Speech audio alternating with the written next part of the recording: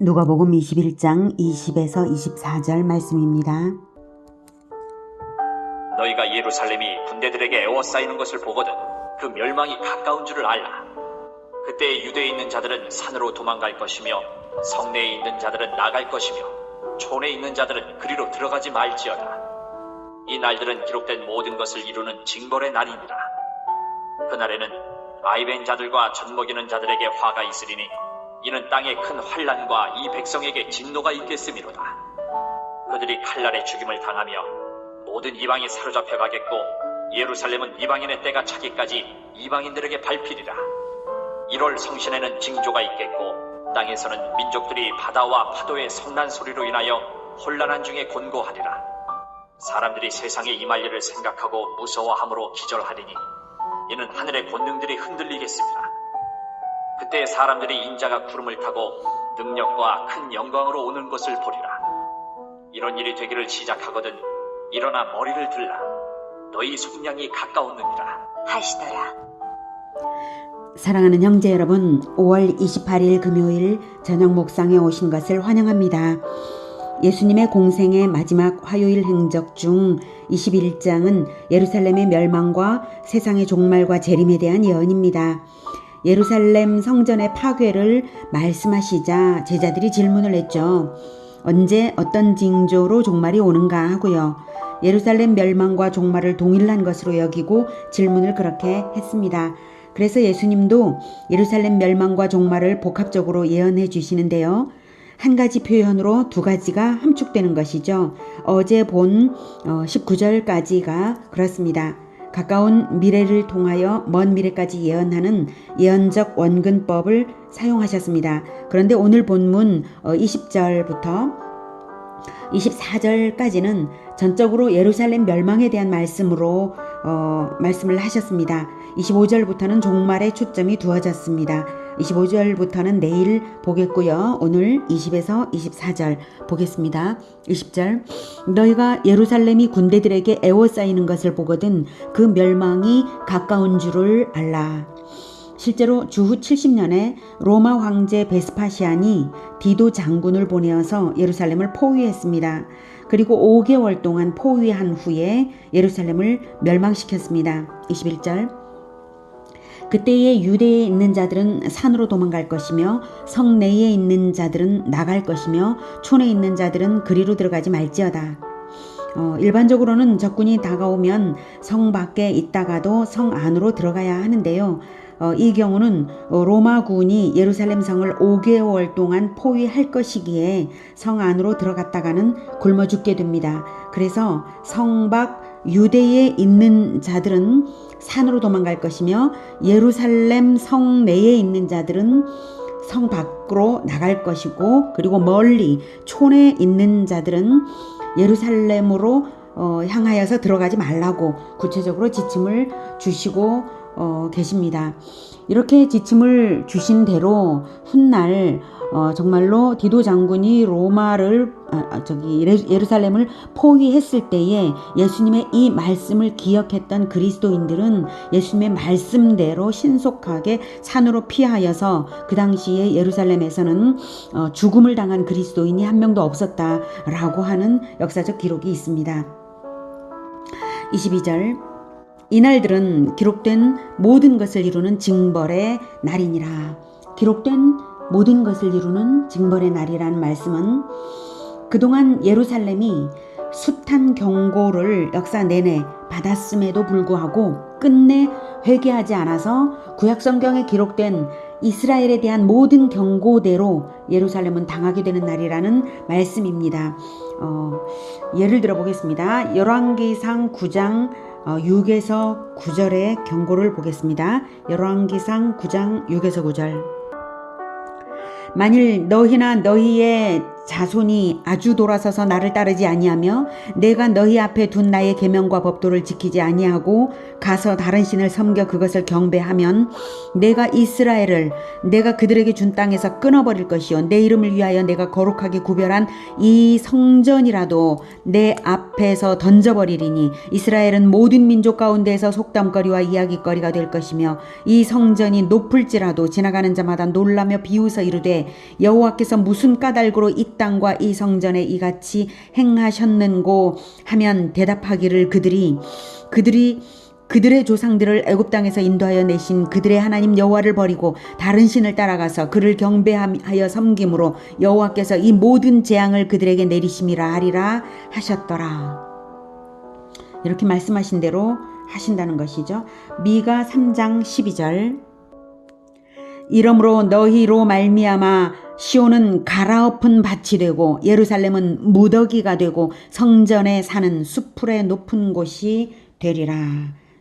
이렇게 구약성경에도 이미 예언이 되어 있습니다.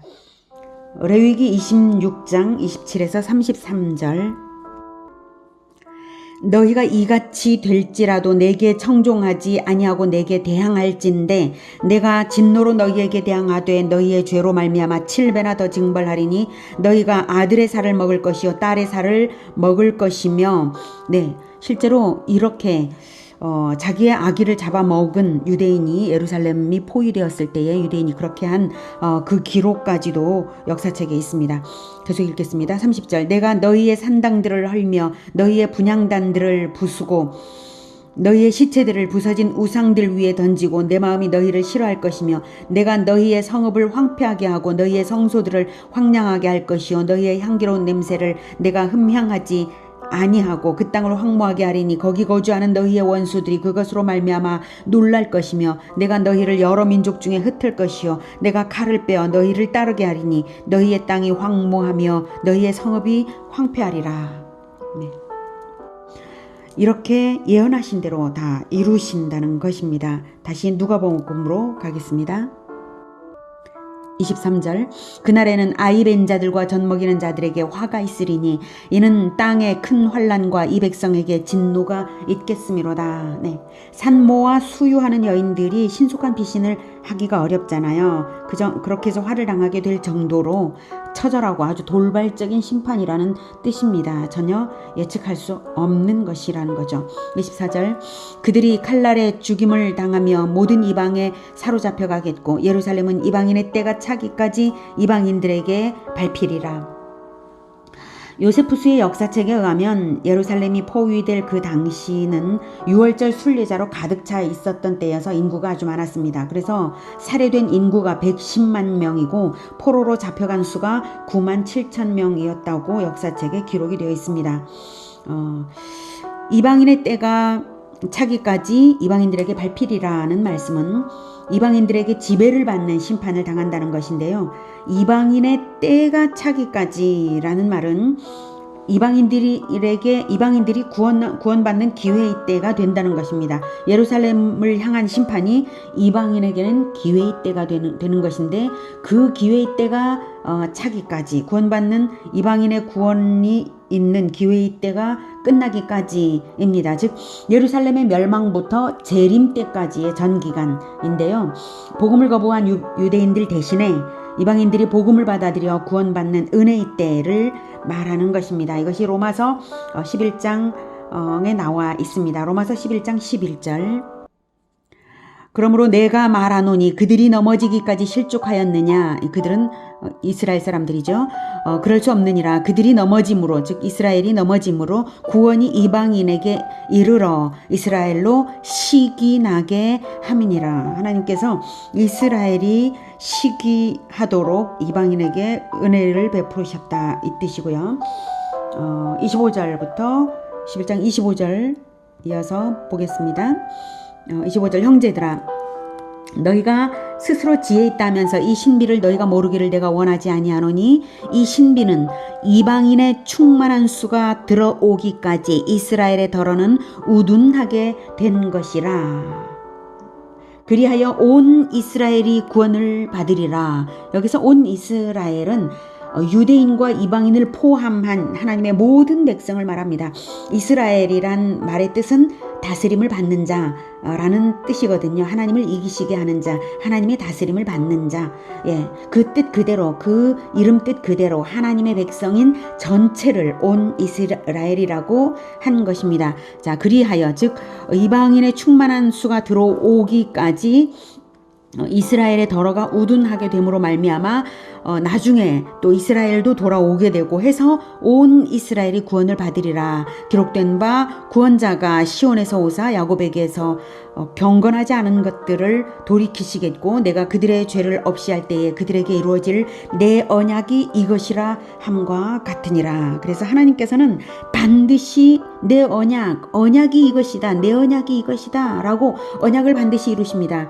하나님의 백성인 이스라엘이 언약을 배신한다 할지라도 하나님은 그 언약대로 반드시 이루시는데 어느 정도로 이루시냐면 언약 백성이 배반하면 배반자는 심판하면서 새로운 언약 백성을 끌어들이면서라도 하나님은 언약을 이루신다라고 하는 것을 보여주시는 것입니다.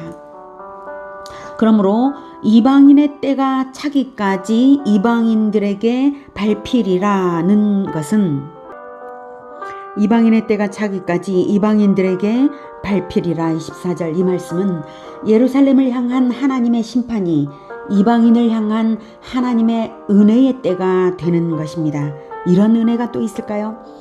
하나님은 참으로 진리대로 심판하시는 하나님이시면서 또한 놀라운 은혜의 하나님이십니다. 말씀대로 내리시는 심판 중에도 아무도 생각지 못할 은혜로우심이 새로이 믿는 자들에게는 베풀어지고 있는 것입니다.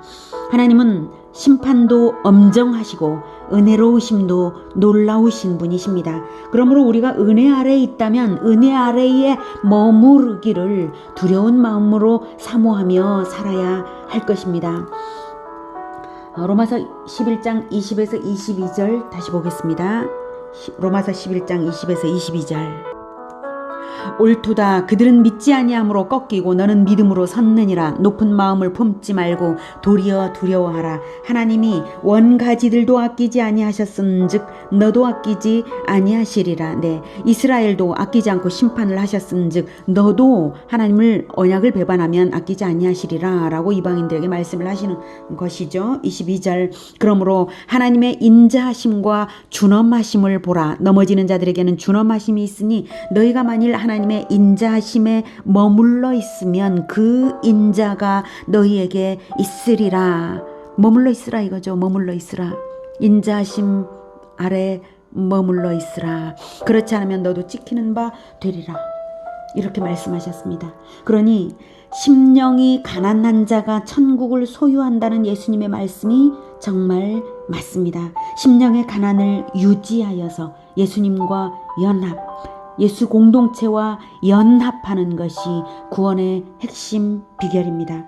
하나님의 인자하심과 준엄하심을 동시에 기억하며 두려워하는 마음, 가난한 마음으로 하나님의 인자하심 아래 늘 있는 우리 모두가 되기를 축복합니다. 기도하겠습니다. 하나님은 참으로 진리의 심판주 되시고 그래서 우리가 두려워합니다. 그러나 또한 하나님은 참으로 은혜로우신 분이셔서 심판하시는 중에도 은혜를 내리기를 잊지 않으시고 새로이 믿는 자들을 구원해 주시는 하나님 정말 감사합니다. 우리가 이 구원의 기회에 이 기회의 때에 우리를 하나님께서 구원하여 주셨사오니 하나님 우리가 하나님의 인자하심 아래만 머무르겠습니다. 주님 우리를 붙들어 가난한 심령을 유지하게 하여 주시옵소서. 우리가 결코 교만하지 않도록 주님 붙들어 주시옵소서. 늘 하나님의 준엄하신 심판 그 준엄하심과 그리고 하나님의 인자하심을 동시에 생각하며 늘 가난한 마음으로 주 예수 그리스도와 연합하며 예수 공동체와 연합하며 끝까지 가난한 심령으로 나아가겠습니다. 주님 도와 주시옵소서. 예수 그리스도 이름으로 기도드립니다. 아멘. 이어지는 시간은 개인 기도 시간입니다.